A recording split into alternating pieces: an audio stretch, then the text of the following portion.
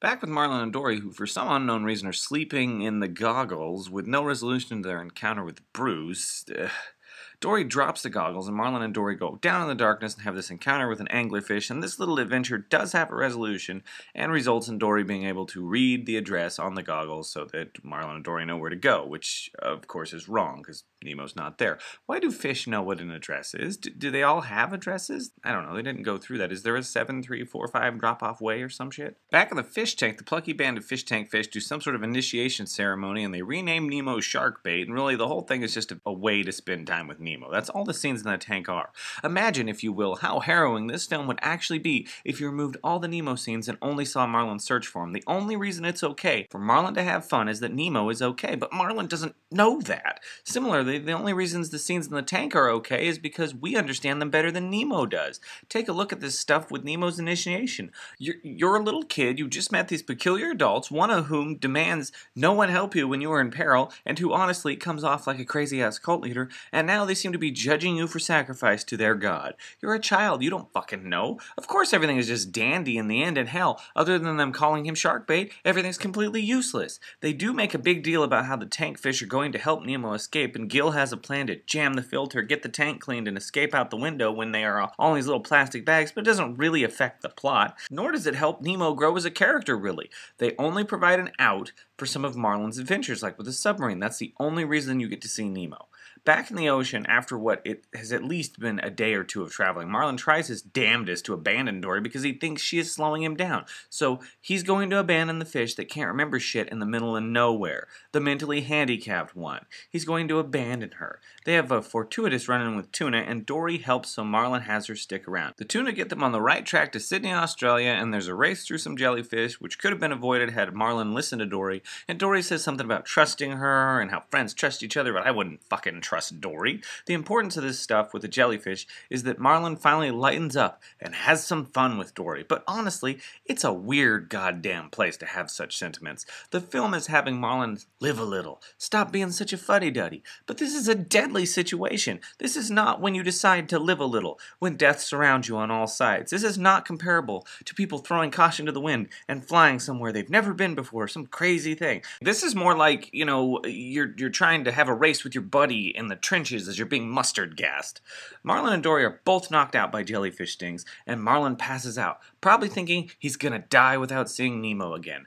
Then turtles rescue him as an out. Back in the tank, Nemo has a chat with Gil about his escape attempts and his scarred up side, and then all the tank fish put Gil's plan into action. Nemo is to jump into the filter, jam a pebble in it so the tank becomes dirty, blah blah blah. It gives the tank character something to do while Marlon searches. Nemo jams the pebble in the filter, but it comes loose, and really all of this just comes off so very wrong. It again is the blurring of the lines of how relatable the fish world is to our own. The film plays up the intensity, the danger of the situation, and when Nemo's life seems at risk for this harebrained plan, it really seems that Gil is just using Nemo, and that these strangers are putting this young kid's life at risk for their own gain. So rescued by turtles, we meet Crush and his adorable son Squirt. They live life freely, and Crush lets this kid fuck up and fix his own mistakes. Crush is a surfer dude and comes off laid back, which doesn't particularly drive home the lesson about letting your kid go out and make his own mistakes, because Crush seems lazy. The scene with Crush works decently, though, as it gives Marlon another father to compare experiences with, and they use the way sea turtles raise their young, laying eggs and leaving them and having the young turtles find them, as a way to explain that you can't hold on forever, which is nice.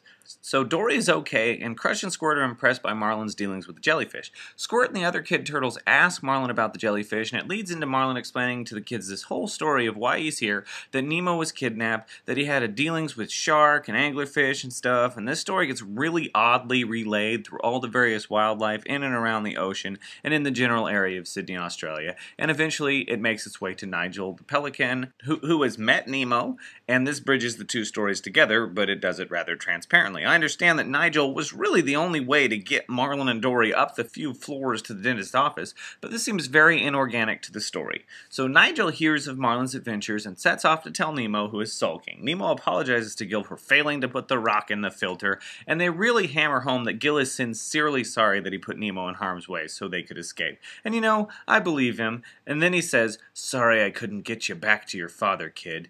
And sorry, fuck you, Gil, wrong words. It's already been established that Gil is mad crazy about escaping. He's got a big, scary scar from previous escape attempts. He's not doing it for Nemo. He's doing it for himself, and his mentioning of Marlin, it sure as shit sounds like something to say to manipulate Nemo. Nigel shows up and tells Nemo that his dad is coming, and Nigel tells Nemo basically what Marlin's been doing for the last 40 minutes, and Nemo suddenly appreciates his dad. It's been rather unclear how Nemo has felt about his dad since finding out that he kind of likes the fish in the tank.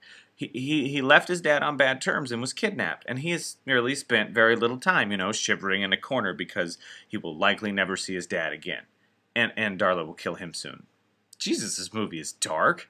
So inspired by hearing that his dad is coming, Nemo goes back into the filter and this time successfully clogs it. Gil gives a speech to the fish to be as dirty as possible, to really make the tank gross, and they enact their plan, and again, the tank fish go about busying themselves with shit that's not important to the plot. That's all they ever do. Back out in the ocean, Dory and Marlin leave the turtles and set off into a void. This is a lull for the movie, as it spends time giving us the same goofy joke a few times, Dory playing I Spy and her answer always being Marlin, and being that the ominous cloud just sort of is there, this is really a random drag. Eventually they run into a whale, which gives Dory an excuse to speak whale, which is pretty damn funny, and the whale swallows them. So inside the whale, Marlin understandably labels Dory insane since she forgot that they were in a whale, and he is desperately trying to escape the whale's mouth. The whale's mouth starts draining, and Marlin begins freaking out, and Dory still insanely insists that she can speak whale, and the whale says he wants him to go to the back of his throat. Marlin is convinced that's because the whale wants to eat them.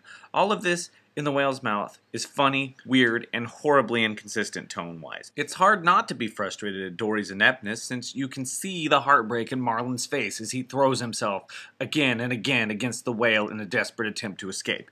Then comes what for years I've considered the worst and most frustrating scene in this whole fucking movie. The scene that unmakes the film's heart. While Marlin and Dory cling for life to the whale's tongue, Dory continues to insist that she understands the whale, and Marlin snaps at her, "You think you can do these things, but you can't, Nemo." Oh, and then he gets this look of realization and a big phony, "Hey, I'm not talking to Nemo." Oh, and it's supposed to be meaningful, and it's supposed to be like a important moment to the movie, but it just doesn't make any sense because Dory is not speaking whale. Well, she is according to the film, but Marlin gives our reaction, the audience reaction, that she is pretending to speak whale. She has fucked them over with her offensive whale mocking. They had a problem similar with the tuna when Marlin offended them, so offending a whale is not beyond possibility. The point is, Marlin is not wrong. Dory is acting crazy, and he should not learn a lesson about how he has been wrongly treating her or Nemo or anybody in this scene. He is not holding Dory back as he is Nemo. Further, the scene concludes with a continuation of what we learned before, that Marlin feels guilty for not trusting Dory when it came to the trench with the jellyfish. Well, screw her. I wouldn't trust her. And learning to trust the crazy chick who just screwed you out of ever seeing your son again because she managed to get you eaten by a creature that doesn't even fucking eat your species is insanity. Marlin should never ever trust Dory. Ever. She doesn't remember things. But really, the "you think you can do these things, but you can't" Nemo line pisses me off mainly because it's so damn transparent and spelled out.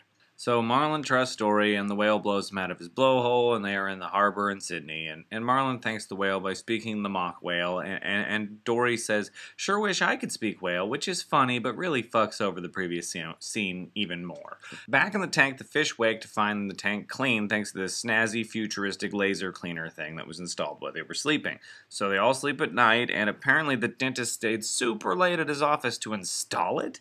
Did they all sleep at the exact same time? It's an easy, lazy way to clean the tank back up and negate everything that came before. Nemo is netted to be bagged up for Darla, and Gil and the other fish get in the net and swim down, breaking the net free from the dentist's hand. It's a seemingly unimportant little move that is important later. It doesn't help, though, and Nemo is bagged for Darla. As he looks at the other fish in the tank, Nemo says, "Don't let me go belly up," which is a nice way of having a terrified child who has just been separated from the others scream for his life. Marlin and Dory search for the boat that took Nemo and get eaten by a pelican. Almost. They run into Nigel while trying to get out of the pelican's mouth, and Marlin rather oddly just blurts out, "I gotta find my son Nemo," right in the vicinity of Nigel. Well, Nigel reveals he knows Nemo and helps Marlin and Dory escape a pack of wild, soulless seagulls.